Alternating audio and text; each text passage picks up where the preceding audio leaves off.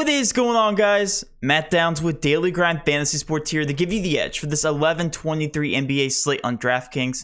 Cannot wait to break it down. We're back down to a 4-game NBA slate after being up to a 10-game. I still don't get the NBA's reasoning for placing all these big slates on the same night as Monday Night Football, but nonetheless, we're going to give it to you right now. But now let's go ahead and dive right into this NBA 4-game slate on DraftKings. Before we jump into the slate, I want to go over last night's success, my personal process, and how I approached this slate. Last night, I lost about half of my buy-in because the cash hit. It did not hit in the small GBP I played in, and all my GBPs missed. Therefore, making my process an okay process for last night and living on to see the next day. Because at the end of the day, we're just waiting for that big GBP hit, and we're trying to stay afloat until that happens. You know, I think the past 3 weeks have had 2 major takedowns, and they've both been over $500, keeping me afloat and profitable here over the month of November. So let's actually talk about my process. Last night, I did play the chalk lineup, or pretty close to it. Last night was a little interesting because we had that late swap news come from the 76ers with Seth Curry being out. I was about to say Seth Green. That's not a player. Seth Curry being ruled out, and he did play a heavy amount of minutes, so we were able to adjust our late swap priority list, getting in Niang, Korkmaz, and definitely Shake Milton into our core. They didn't do as well as we would have liked them to. They both hit value, but they didn't do anything crazy, making them sharper plays because we knew the ownership was going to be a little bit lower on those players. So I pivoted to all those players, or as much as I could, in the late swap priority list. And as you guys can see on the far left here, I'm not going to spend too much time recapping because last night was pretty straightforward. Josh Giddey, very high owned. Dort, Edwards, Niang, Ayton, Brogdon, Ingram, Shake Milton, they all carried over 20% ownership. I think the lowest was Dort, and he was the last piece, and he ended up just scratching the surface of hitting his value. Nonetheless, that did cash and double ups. It did miss in the small GBPs, but the way I got different here in some of these smaller, or these bigger GBPs rather, with Jason Tatum, shoved him into my line because I knew he would make for an awkward build. There was a lot of power forward, small forward, other options like Anthony Edwards, also Niang, and Brandon Ingram. So getting different with Tatum and going to Josh Hart did benefit me there. Didn't benefit me with Jason Tatum obviously sitting out the entire fourth quarter. Would have done very well though, got the 44 points there. Nonetheless, my process was correct for that. Was very sharp in my opinion, but did miss here. Obviously some of these plays did not hit. Also, Jalen Suggs was in the majority of your cash lineups. I recommended him as being a close lock in cash games. He missed. I did avoid him in my cash game because I obviously went the Lou Dort route. Regardless, he was a cash play. I did have him overexposed, I do believe, in GBPs. And then we move over here to Harrison Barnes. He was a little bit lower owned here. Did get different again in the small forward, power forward position. Only scored 21 points. And that also allowed me to get in Bembry. Like, both these guys sucked and they were one-offs, so that obviously screwed me there. But was a very awkward build. And then my last lineup here did absolutely horrible because I pivoted off of Ayton. Ayton had a smash game here, scored 45 points. Did very well against my Spurs. And I did get different here in the center position, but only because they got blown out. Wendell Carter ended the middle of the third quarter, I believe, with 26 points and didn't play the entire rest of the game. So again, just kind of unlucky, but my process, I think, still seems solid here. Playing the cash, did hit in cash and did not cash here in any of the GBPs. I didn't get contrarian enough, it looks like, here with some of these bigger GBPs. So it looks like a very contrarian lineup. Should have won it, should have taken it down last night if you're paying attention there in NBA. But we live to see another day. Let's now cover this 4-game NBA slate. Before I jump too far ahead, again, you guys can sign up for a DG Fantasy membership. Only $20 a month gives you access to all of our leverage sheets, all of our plays, ownership projections, actual projections. Literally, I tag my favorite plays every day on the website along with my favorite GBP plays. TJ also does that. And then we have, in addition to all that, our late swap priority list. I let everybody know once I update that. Last night, Seth Curry was ruled out. Just another benefit you guys get for being a part of this community. Only $20 a month, one of the best values in the industry. So if you guys want to sign up for that today, again, head over to the link, dgfantasy.com. Very straightforward, very easy to sign up. All right, but let's go ahead and take a look here at this injury report. Starting out with Miami, we do have Garrett and Robinson. Duncan Robinson, he is questionable. That will impact the minutes here with the guards just a little bit, but not enough to really shake up the slate too much. So not going to be paying too much attention here to the Miami Heat. With the Detroit Pistons, it looks like Killian Hayes, Olynyk, and now Isaiah Stewart, obviously because he is suspended, is ruled out here for the Detroit Pistons. So that did change around some things. We will be taking a look here at the Pistons picture. With the Lakers, obviously LeBron James is ruled out because he is also suspended. We will be taking a look here at the Lakers in a little bit. THT is the benefactor without LeBron James, obviously, on the court. And then with the Knicks, we actually have Taj Gibson and Mitchell Robinson out, which means Nerlens Noel is in line for another 25 plus minutes. We will be taking a look look there at the center minutes. Also, Derrick Rose is questionable. You wouldn't think that would impact him too much, but he is in the rotation, so obviously usage will go to some of these other guys. With Denver, Jokic is questionable. If he is ruled out for a third straight game, tremendous upside here for some of these players. Will Barton's been playing a tremendous amount of minutes. Aaron Gordon's been playing a tremendous amount of minutes. Monte Morris gets a usage bump. Jeff Green will get starter minutes. So I like all of these Denver Nuggets here if Jokic is ruled out. But again, that is questionable news, so we won't be covering it here on this video. With Portland, nothing going on there. All of them are undervalued somewhat. We will be looking at them here in a little bit. Then last but not least, we do have the Dallas Mavericks if Doncic is ruled out yet again. Obviously, we have to pay attention there. And then also with the Clippers, we have Batum, Leonard, and Preston still out for them. Doesn't really impact them too much. So now let's go with what we know here from this NBA slate. We'll be going in terms of ownership and giving you my reasoning behind each one of these players. Just taking a look here at the injury report.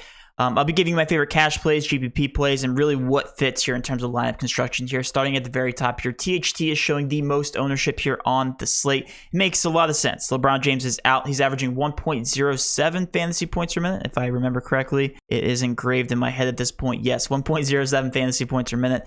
With LeBron James off the court here to start the season, obviously he's been playing a decent amount of games without him, and with this recent suspension, projected 35 minutes. He's at 5.9K. Just makes a lot of sense if he's going to see over 30 minutes here in the stretch.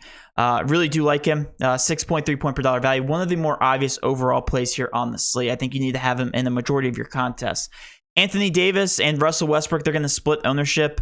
You generally see that when LeBron James is ruled out. However, Anthony Davis is the higher pay-up option here. It does have a little bit higher of a ceiling just because he's assuming that role more so than Russell Westbrook, getting more rebounds.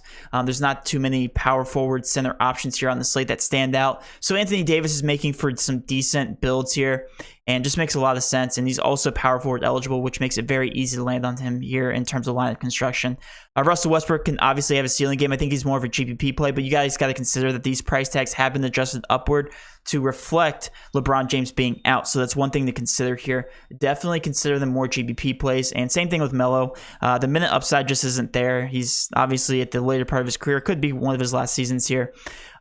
Projected only 29 minutes even without LeBron James. He's only projected 24 points here. Just more of a GPP play in my opinion. Taking a look here next at the ownership board, we actually have Paul George, Jokic, McCollum, Zubac, Damian Lillard in that order. And they're all kind of pay-up options with the exception here of Zubac. And honestly, they don't really make too much sense here in terms of the injury reports because they're not really benefiting with anybody off the court. But they do make a lot of sense in terms of lineup construction. We'll actually go to the Clippers here in a second because these price tags really just don't make sense overall with the amount of minutes that they're playing. I think that's why they're garnering a little bit of ownership. So Paul George here at 27.9% ownership. Small forward, power forward eligibility, which makes him easy to fit in for lineup construction. And he just continues to see minutes here. 31, 35, 38, 34, 41 minutes his past 5 contests. And he's just a very consistent player. Nothing really more needs to be said. I don't know if I'm going to land on him in cash. Again, it's going to come down to whether Jokic plays or not. If that is announced before lock, which it hasn't been as of late, then yeah, I'll probably end up on Paul George as my pay-up option here for the slate at 27.9% ownership. But there's really no great reasoning for him other than lineup construction. Next year is going to be Zubac, and until his price tag gets to about 6K, he's going to be undervalued here.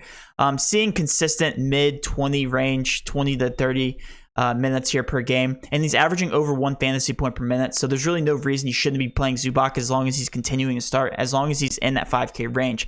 5.1K, projected 27 minutes at 24% ownership, and he is a decent center option here. One of the chalkier center options here on the slate. Reggie Jackson is a guy I will continue to be high on. He's also showing lower ownership than what I expect to every single night. We have him projected for 32.98 points, a 5.41 point per dollar value, and he came down in price tag. So I do like them in the upside there with Reggie Jackson. And if he continues to see lower ownership, I like him more for a GPP option. And then Eric Bledsoe, Terrence Mann, Luke Kennard, those guys are definitely flying under the radar. Unless they see over 30 minutes, really not too high on him, or on them rather. It looks like Terrence Mann has seen a little bit of a decline here in terms of minutes. So until he plays over 30 minutes, it looks like he is still dealing with that lingering ankle injury. So again, if he is ruled out unexpectedly, then I do give a boost here to some of these other guards. But Terrence Mann will continue to show lower ownership here. And then again, going back to the ownership board, it's going to be between Jokic or Paul George as your pay-up option. I do like Jokic if he does play, has a very, very good matchup. But again, I probably won't cover the Denver Nuggets until we hear that slate-breaking injury news there with Jokic. McCollum and Lillard do fit the builds, but let's get to some more interesting teams here to talk about that are benefiting without injuries.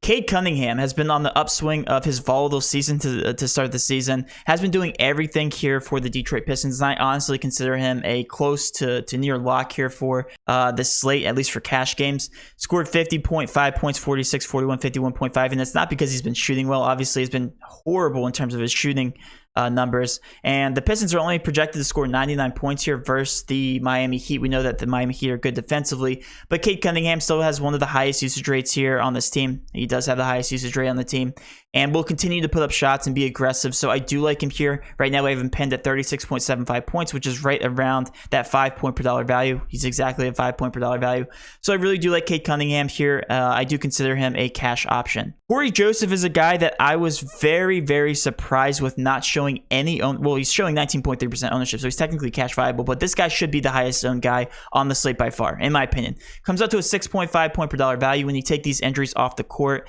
He is averaging 0.75 fantasy points per minute, which again isn't the craziest number, but isn't the worst. Just a very solid play, a very good value play as long as he sees the minutes here. Did hit 23, 20.5, and 29.25 the past 3 games. He's seen over 30 minutes, so right now we have him projected for 34 minutes at 19.3% ownership. I think he's a very, very good cash option. Saddiq Bey is a guy kind of flying under the radar here in terms of lineup construction. Same thing with Trey Lyles at 3K and Jeremy Grant. I can pretty much talk about them all the same way. They get a slight usage boost with these guys off the court. Their minute upside is going to be there with the exception of Trey Lyles at 3K. But these guys are just continuing to be involved in the offense. I do think Cade Cunningham is your clear-cut favorite here for a cash option, but I do think you need at least one of these Detroit Pistons in your cash lineup. Now let's talk about these New York Knicks here who are without Mitchell Robinson and Taj Gibson. Alec Burks is a guy I want to pay attention to here, especially if Derrick Rose does get ruled out. If he does get ruled out, first of all, Alec Burks will be the chalkiest guy in the slate. But Alec Burks has been playing a decent amount of minutes here off the bench, playing 27, 25, and 29 minutes, but he's also been very effective in those minutes. We know historically he's a decent fantasy point per minute player. With these guys off the court, he's actually averaging 0.98 fantasy points per minute, so right below that 1 mark. Showing 20.5% ownership, and he's fitting a ton of builds here. He's also shooting guard and forward eligible, so that is fantastic for lineup construction. Comes out to a 6.3 point per dollar value, and technically does get a usage bump without Mitchell Robinson on the court, so take that as you will here. We have him projected for 26.46 points. If Derrick Rose gets ruled out, Alec Burks is the most obvious play on the slate. Going down the list, really all these guys are showing some ownership, and I guess because they are affected here in terms of the rotations, it should be a competitive matchup. They are favored at home here, tied for the highest over-under on the slate here with the Los Angeles Lakers. They're going to want to prove something. But one guy I want to talk about here is definitely flying under the radar is going to be Julius Randle. I love him as a pivot off of somebody like Anthony Davis or Russell Westbrook if you happen to land on that range. 10K. He's exactly 10K. We have him penned for exactly 50.4 points. Comes out to a 5 point per dollar value. And probably one of my favorite GPP leverage spots on the slate here in 36 projected minutes. They will need some of his action down low. Nerlens Noel is another guy I want to talk about. He was a lock at 3.7K last slate. His price tag did come up $500, which makes me kind of off of him. We have him projected for 22 points. Comes out to a 5.3 point per dollar value.